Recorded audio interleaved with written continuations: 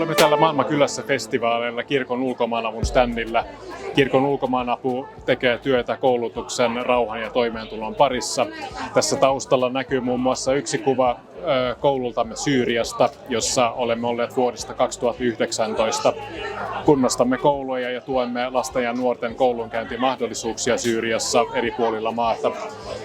Tällä festivaaleilla haluamme nostaa periksi antamattomuuden sanomaa. Tässä maailmantilanteessa meidän arvojamme haastetaan eri puolilla maailmaa.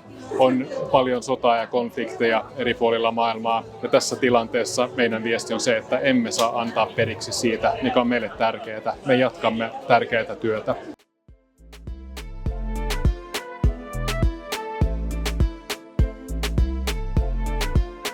Mä olen Milja Sarlin Filantropia ry:stä ja meillä on ulkoministeriön tukema hanke, kehitysyhteistyöhanke Syyriassa, Damaskoksessa.